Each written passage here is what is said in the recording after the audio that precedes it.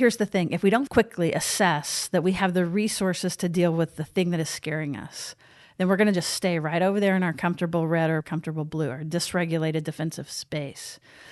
So what we're directing right now is anybody that's hearing our voice right now, like we're talking to you specifically, and you can handle the feeling that you're avoiding by doing the threat response, whether it be the preoccupation and the anxiety or the downregulation and the zipped up talk to the hand. You have the fear for a reason, and you believe you can't at times handle that experience. And we're saying you can. You can handle that fear of abandonment that's maybe being activated inside you. And what happens is that we might activate all these strategies to avoid that feeling inside of us, but slowing down with the feeling and going, I can't. I have the internal resources. I have resources that I can access around me in order to know that I can handle that feeling. Welcome to Therapist Uncensored. Building on decades of professional experience, this podcast tackles neurobiology, modern attachment, and more in an honest, easily digestible way. Today's session begins right now with Dr. Ann Kelley and Sue Marriott.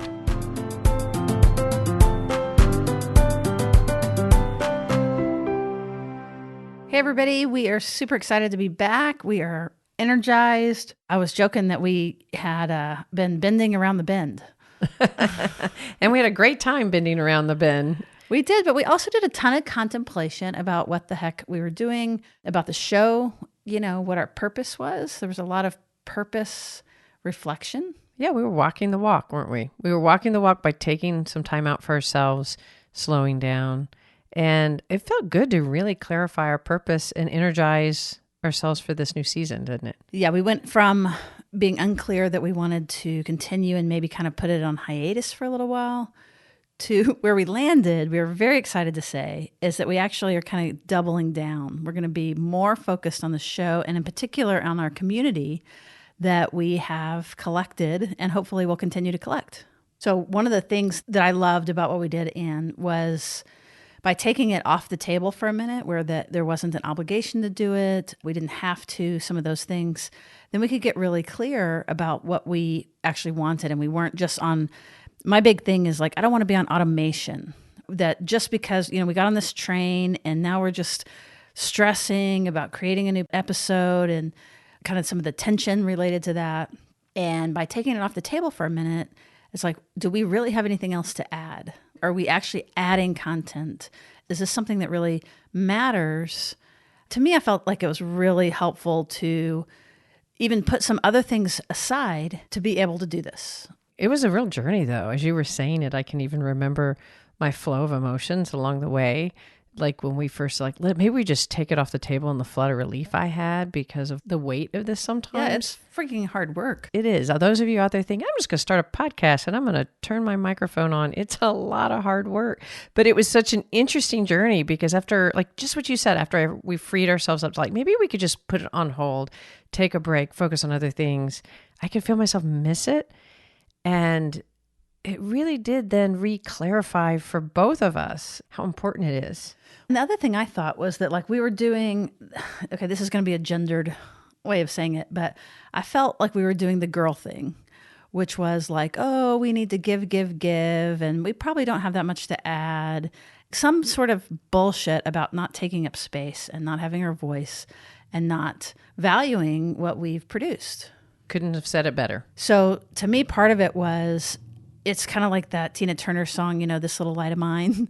It's like, let's not hide our light. This is a really incredible show. We have this incredible community that we're going to grow. We're ranked in our category, social science and science, in 75 countries. So hello, everybody around the globe.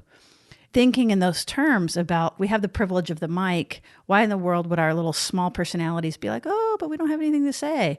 We want to stop being that socialized girly stuff of like, oh, shucks. And we really want to own it and share the mic as much as we can and just say, hey, man, we did this. Let's move it from hobby status into something more professional. And from there, we knew that we needed some more support. Yeah, and the support that we finally landed on, I'm really excited about.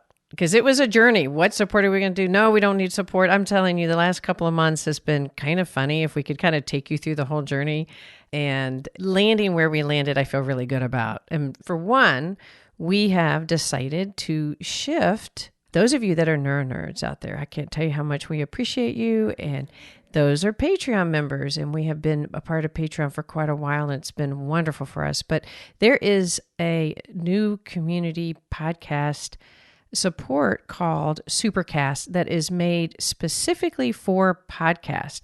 And once we really learned all the features of how we could utilize that for our Patreon support, who are now going to be Supercast supporters, we really got excited about all the opportunities out there. And one of the big ones was we had been devoted to not having ads on our show. We really wanted to keep it indie produced, and you all are trusting us to put us in your ears and to take us on walks and to listen to us in the car. You're trusting us. And we hold that so deeply, and we honor it so much. And so we didn't want to be using that to kind of be making money on that or doing anything nefarious. But, that can go so far, whereas we're not taking care of ourselves. We can be too caretaky sometimes, both of us, don't you think? Yes. So we're going to do just a few ads in the middle of the show. This is going to be the one time we mention it. If you want to continue an ad-free feed, then you just meet us over on Supercast. It's called therapistsuncensored.supercast.com. And for as little as $5 a month, then you're going to continue with the ad-free content, plus get some other cool things. We're not going to talk about that right now. We'll talk about that at the end of the show. So that was one of the changes. So both by building the community and going ahead and finally giving in a little bit and opening up to some ads to support the show, then that's what gave us the juice of like, okay, we're not having to just bootstrap this by ourselves. And I felt really happy about that. And I thought it was going to be like this confession or this apology. And I don't feel that. I feel like, no, we're taking ourselves seriously. If you could see me, I'm doing the Z snap and we're going to do this thing. So content.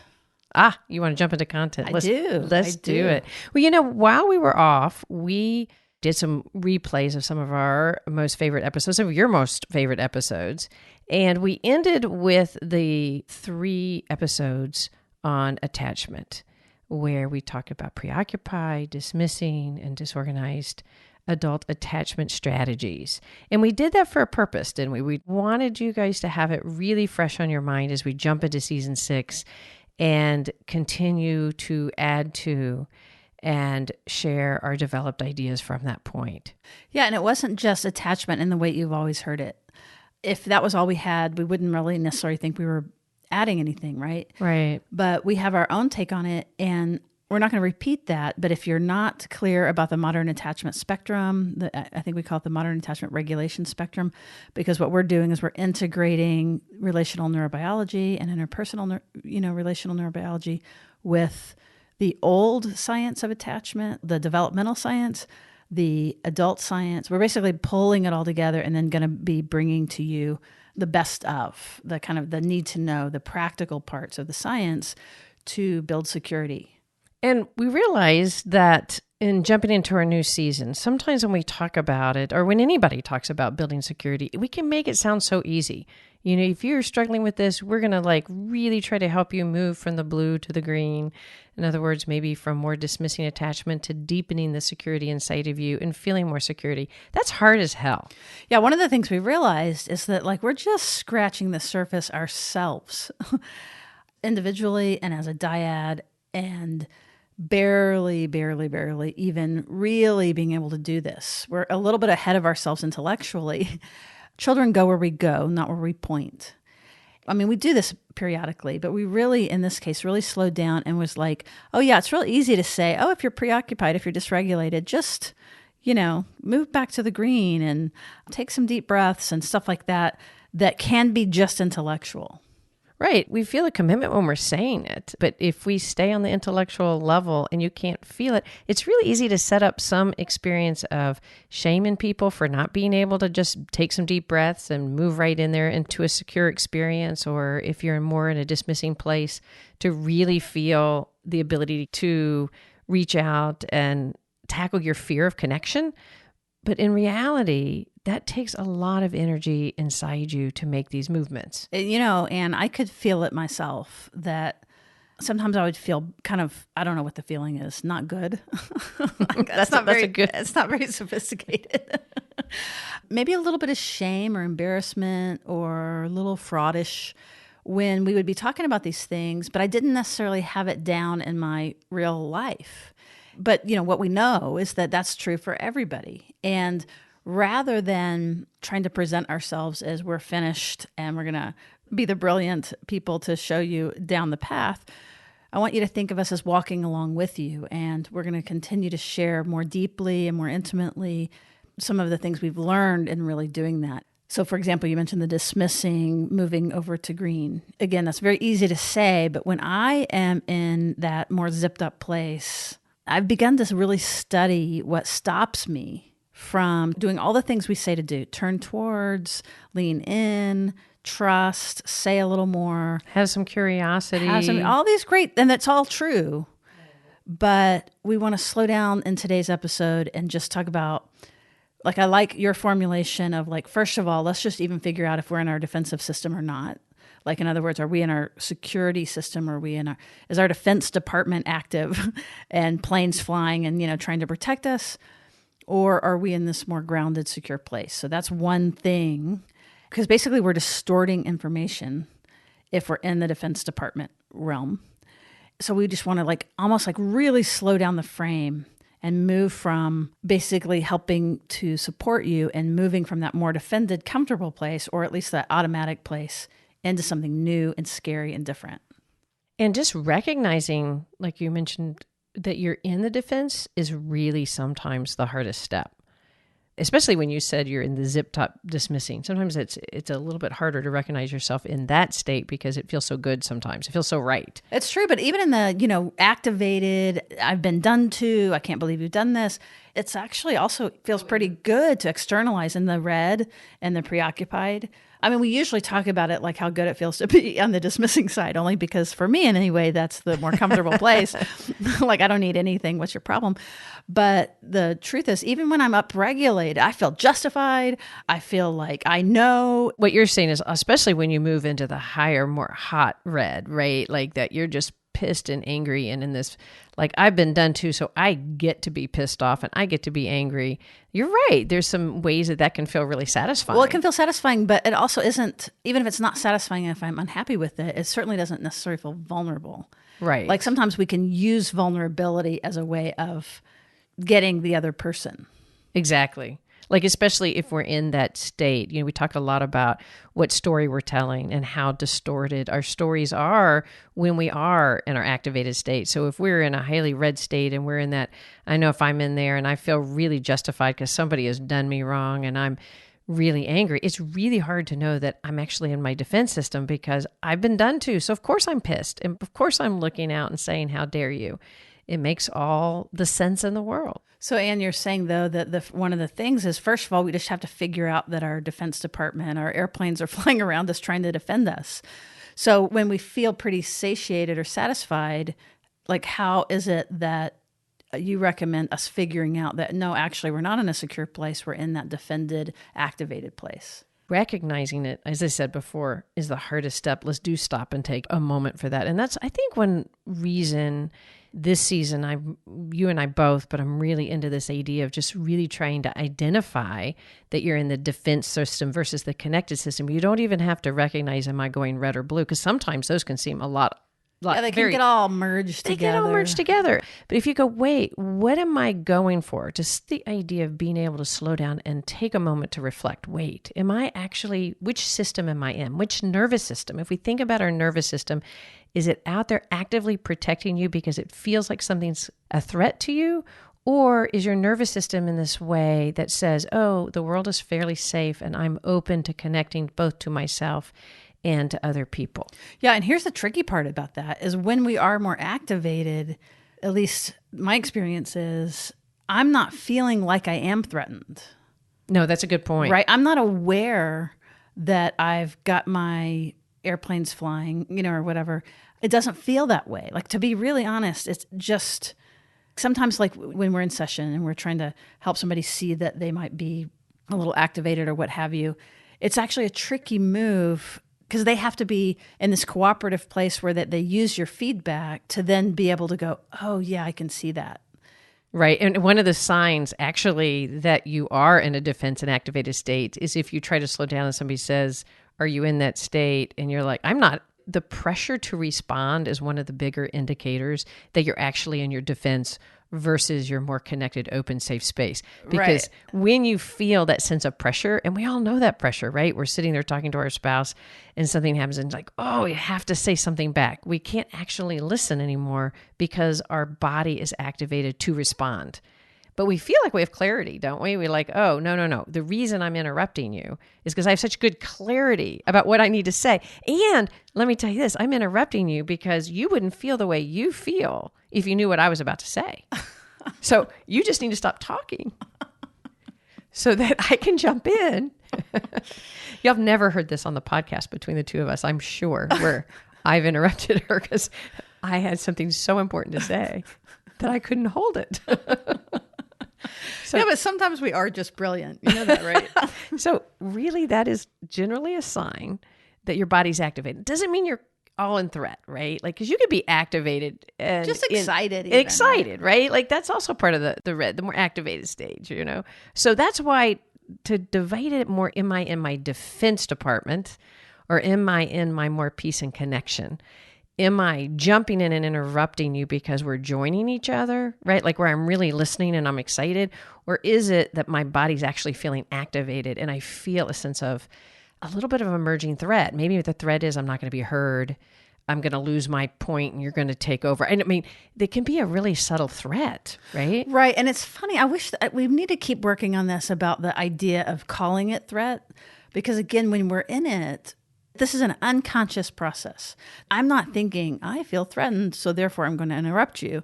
My felt experience is just that you need me to interrupt you so that we can make this thing go better, right? Right. So when we're saying threat, because how many people are like, what? You know, they kind of shrug. It's like, I'm not scared. You know? No, that's a great point. Right. So I'm not quite sure how to talk about it. And that's okay because a lot of this is not, it's on the right brain, you know, lower body, limbic. It's not super organized in words. So these words are inadequate to describe what actually happens. That's a great point. And if we try actually to articulate it in words, we're going to defend ourselves even more. I'm not feeling threatened. Like, especially if you try it's to tell real fast. That's actually a sign. Right. So that's what you were saying earlier is like that really fast. Remember a really early podcast that we ever did? We talked about ping pong versus catch. Yes. So ping pong being like, if I'm like, but Anne, you, and then if you ping it back to me and it's like, well, Sue, you know, that's ping pong. That's usually a sign there's at least a little bit of activation. We're probably not in our most grounded self. And you could think about it. The reason we use that example is in ping pong, it's kind of satisfying, but you're just waiting to react. But in catch, when you throw the ball in the end, that's how you can tell when you're really connected, right? Because we're talking about the security system being connected with self and other. If I'm just interrupting you because I'm so excited that I need to get my point out that I can't hear yours, I'm probably not in my most connected state. But in catch, you know, when you throw that ball and the other person catches it, there's a moment of both of us feeling satisfied. Yeah. The other way that I'm sort of, again, I'm trying to embody it is like there's no rush. Yes. You know what I mean? Like the toss, the ball's coming. I see it coming. I know your intent. Right. I'm accurately reading the message. And then I get my hands around it and I take it into my chest. I love that. Yes. Right? That's a loop. As a matter of fact, the reason it's a loop and it's not just one direction is because I'm showing you that I understand that I've caught the ball. And that just by itself can really impact your relationships and even your body. And you can't see Sue as that's really hard to say. You can't see Sue. See Sue at the seashell at the seashore.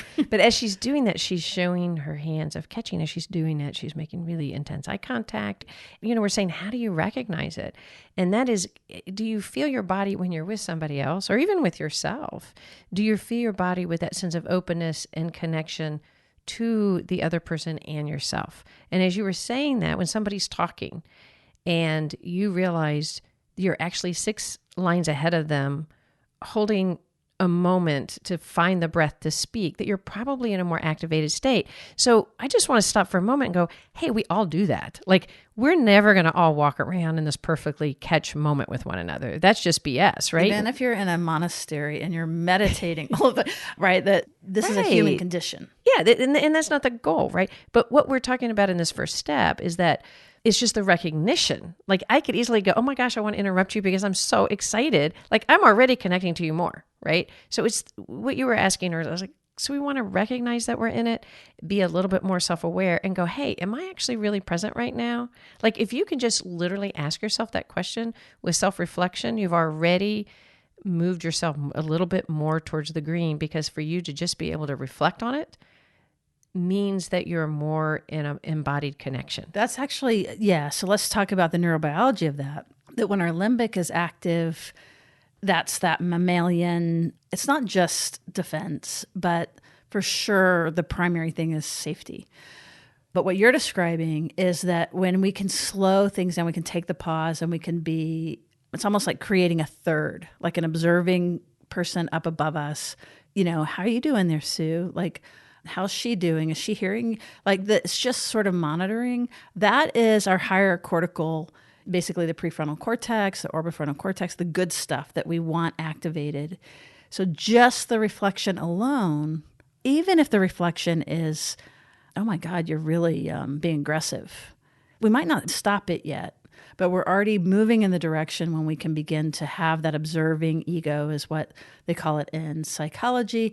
But I guess what we would say is, I think of that Lego, the mast on the boats that are really high. What are those called? Where you can see 360 degrees and land ho.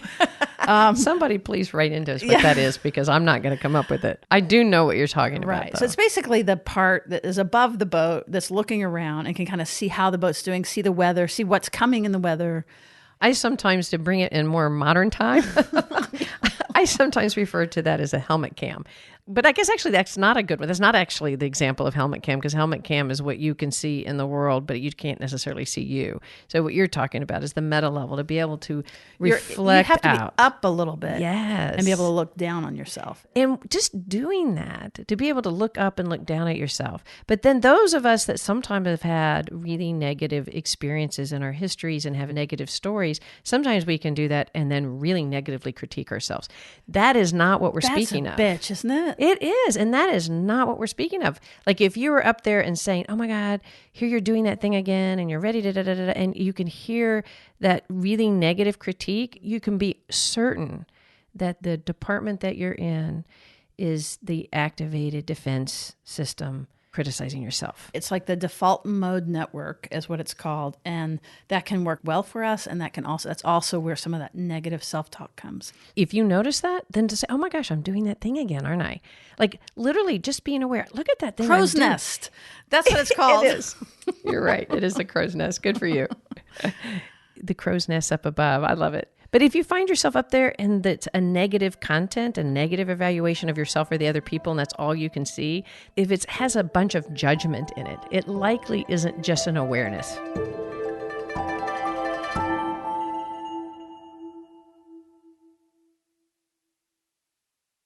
The way that we want to begin to think about this is that we have these attachment relationships that we got when we were young based on our experience, but that's not predetermining your life.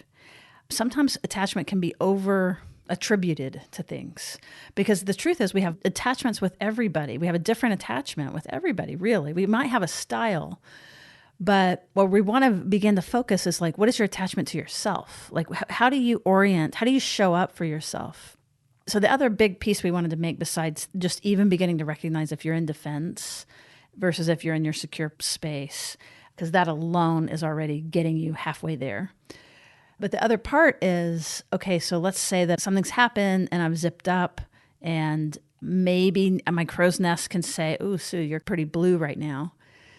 So that's one thing. But then that movement to change it, Like how many of us, like this happens all the time in therapy where somebody will be telling me these wonderful things about their partner and they'll be kind of like cringing about themselves and how they've behaved. And I'm like, have you talked to them about that? And they're like, oh no, no way. Why would I tell them that? So many of us know a lot more than we let on about our bad behavior. Not bad behavior, that's judgmental, but you know what I mean, our dysregulated behavior. So what we want to now speak towards is helping you do that incredibly brave thing. So for example, information comes in and I lean red, or I'm behaving in that way.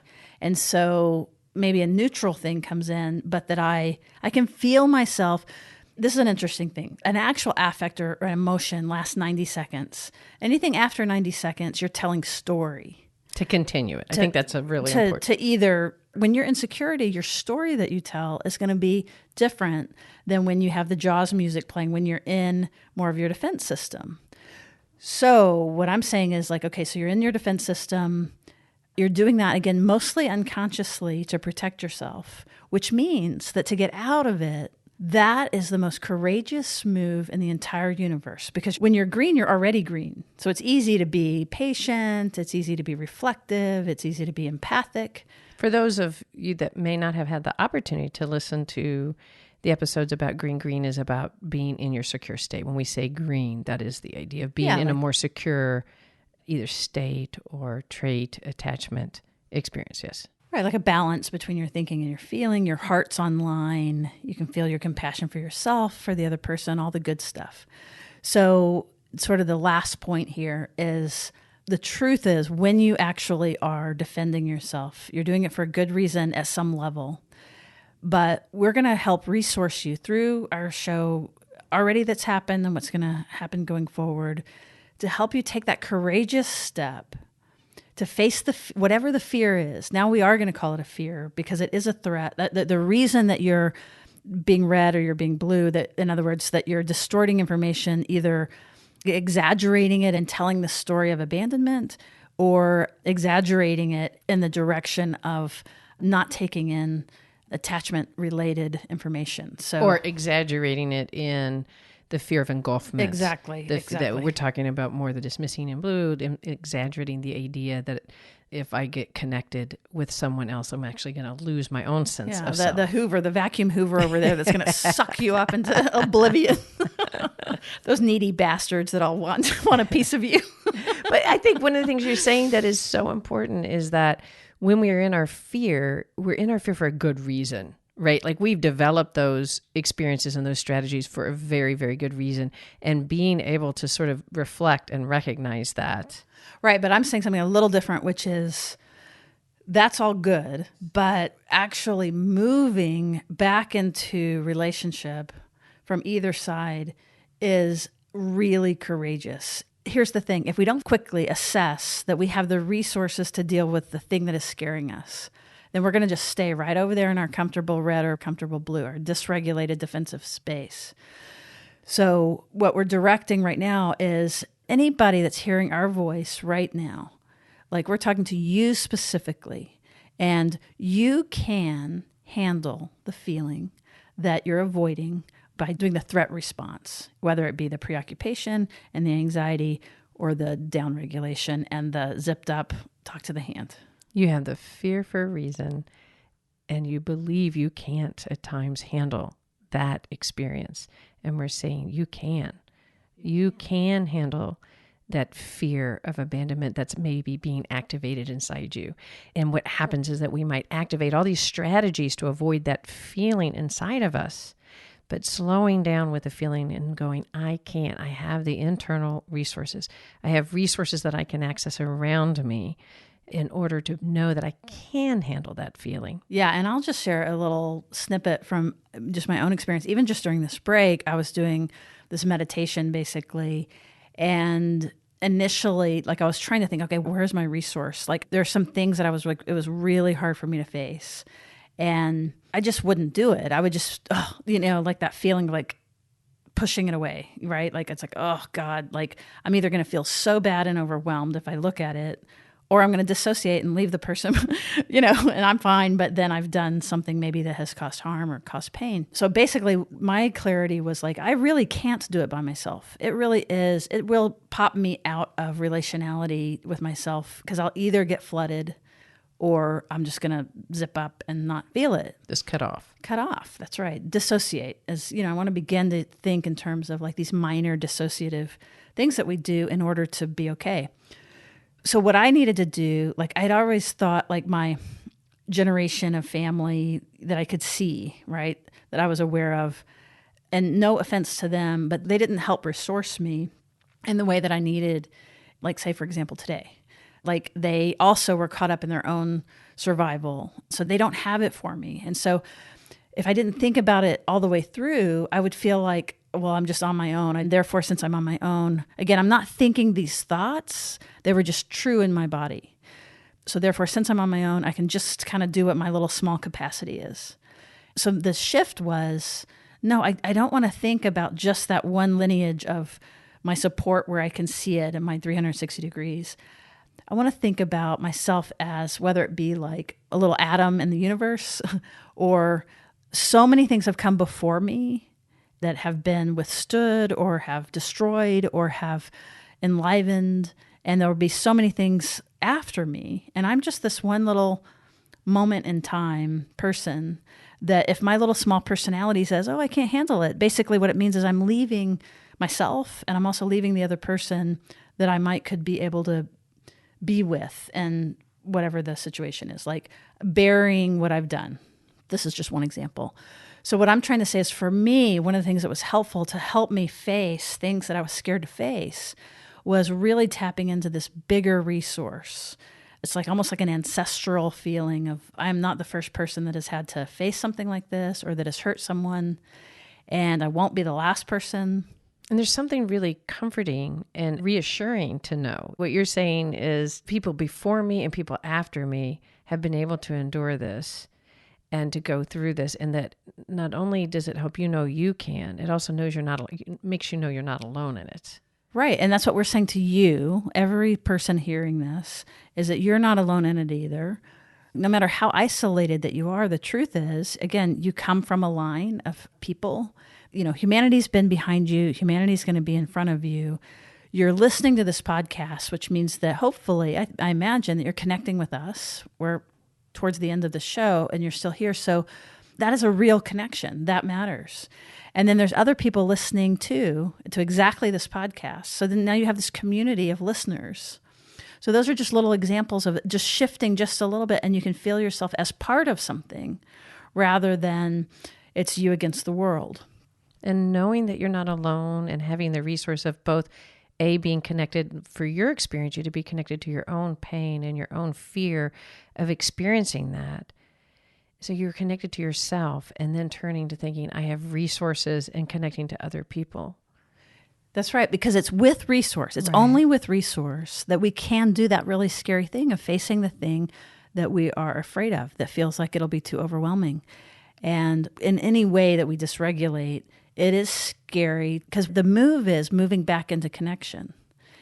So like just a tiny example is, say if something happens that can actually, if I slow it down enough, I might feel myself making a bigger deal of it than it really is.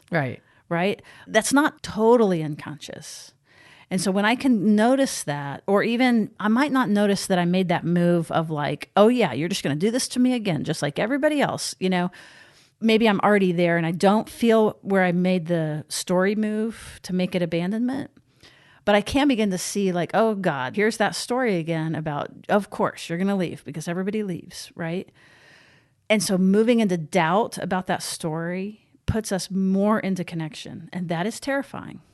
If it was easy, we wouldn't be here. We'd be out of a job because we would have just told everybody like, oh, just do this thing. And then we're like, everybody will be like, oh, okay, I just need to be green, not red or blue.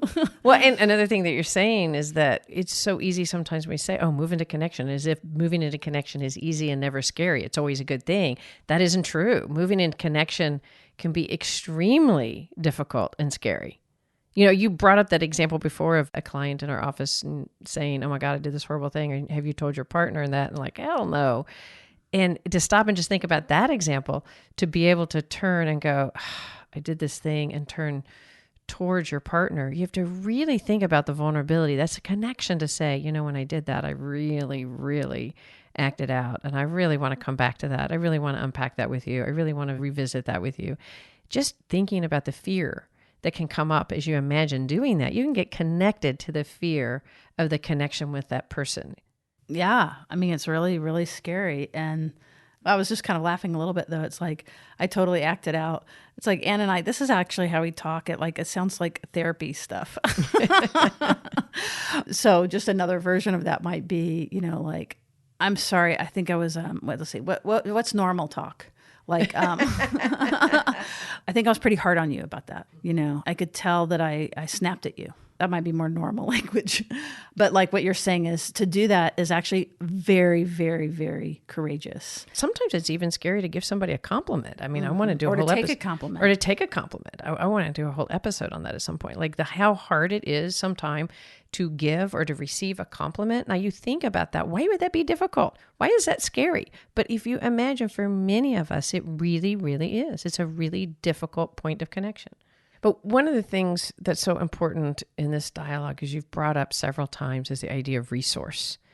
The resources, we talk a lot on this podcast about developing resources inside you and how to do that, and between us. And I think that's part of what was happening for us over the break, is that we realize how hard this journey is and how much we also want to be a resource for you out there listening. And how much you as a listener is a resource to us. Very much. So this is part of why we're turning to build this community a little more, that we're in this together.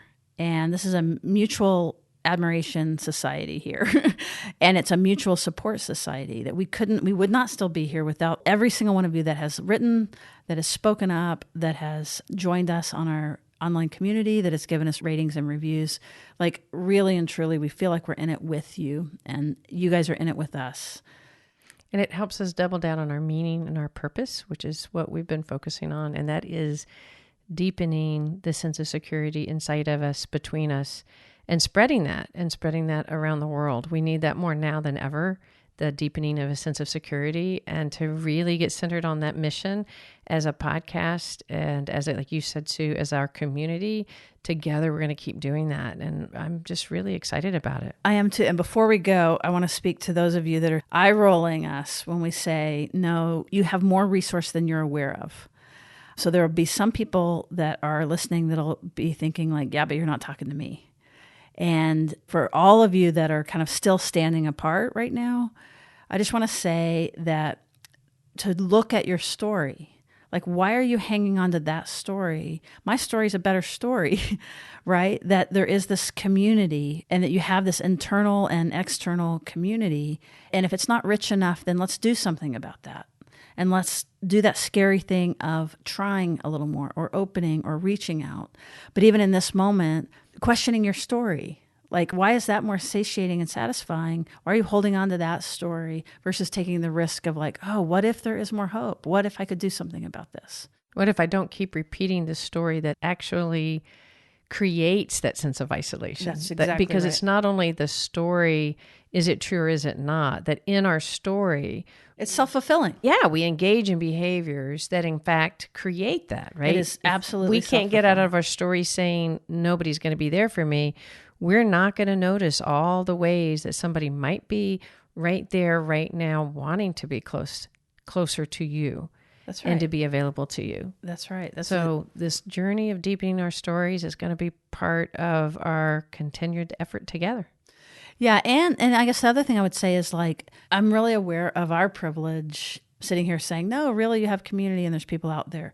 And I do know that there's, again, we are heard all over the world, and we don't know your individual circumstances. That's true. So having said that, there's resource related to, again, ancestors, around resource related to spirituality, resource related to nature, resource related to land and your country, resource related to your identity in different ways.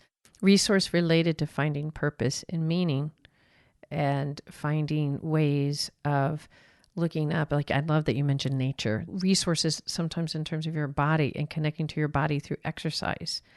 So we aren't just talking when we say resources, we're saying that resources are abundant in different ways that sometimes we cut ourselves off of.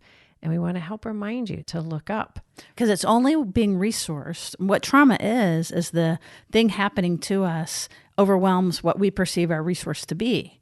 So that's why we're focusing on, no, you ground, you resource, you find that. I don't know what it is. Let us know. Let us know what it is for you. And that it's only from this resource place that we can then turn back from our defended place back into connection. So, yay. Yay. That's a mic drop. So thank y'all for listening all the way through. We want to invite you to be part of our new Supercast community. Supercast community. That's right. Do you want to say a little bit about it? Supercast is a way of supporting us, just like Patreon. If what you're hearing and what you've been hearing and what you will hear in the future really touches you and reaches you, you feel like it's a resource.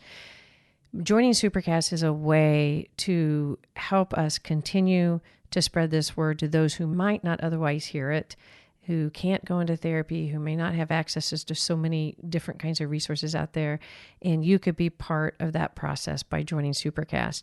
The community itself is Supercast is a little bit more oriented, like we said in the beginning, for podcasters, for listeners that can get on and form a sense of community within that network. So basically for as little as $5 a month, you'll get this ad-free feed. You will get access to the rest of the community. There's also a Ask Me Anything sessions. There's all kinds of cool stuff. So just check it out at therapistsuncensored.supercast.com. I think that's what it is. In future episodes, we'll keep saying this because this is new to us too. But it's evolving and we want to hear from you. And we really want to invite you in to be part of this community. Also, one other change. Have you noticed our new look? We have moved from Therapist Uncensored with 3 thought bubbles, which is still happening. Sue and I thought bubbling out together as well as our guest. But what we've done is we've created a look that really highlights what our mission is on this podcast. And so you will notice a new look where you're seeing a light bulb, and we want you to notice what's inside that light bulb. And the light bulb has this integration of our brain, our hearts, and our body. And that's what we feel like we're all about. And so we decided that our logo really needed to match what it is that our community is working towards. So you'll see the light bulb, which I know will be familiar to many of our long-term listeners, but we didn't want to just leave it at that. It's not just cognitive insight. So the light bulb basically represents becoming conscious of patterns and like the illumination of something that we hadn't seen before, which is what a lot of this work is about, because it's not just cognitive, it's body. And then what the filaments, which is kind of the energy inside the light bulb, is the brain. You'll see, of course, that's to be expected in interpersonal neurobiology. But we really wanted to focus not just on the organ of the brain in the skull, but the brain throughout our body. So you'll see these little squiggles underneath the little brain to represent the full body, the embodied self. And then in the middle of all of it there's this little heart. So basically this is the integration right, left, top, bottom, body, thoughts, feelings, that's what you're looking at. And we want to thank everybody for helping us with this. This was kind of a collective effort and we're really proud of it and excited for what's to come. Some of our Patreon members were even integrated in that. That's right. Very fun, very exciting. Right. All right. I think that's a wrap of our first episode of our season 6. Sue, we have our seatbelts on. Really excited about this year. We've had several interviews already in the can. That's right. And outside of the Supercast, if you find value in this, please share, rate us and review us. That's the best way that we are discovered. And in the meantime, we'll see you around the bend.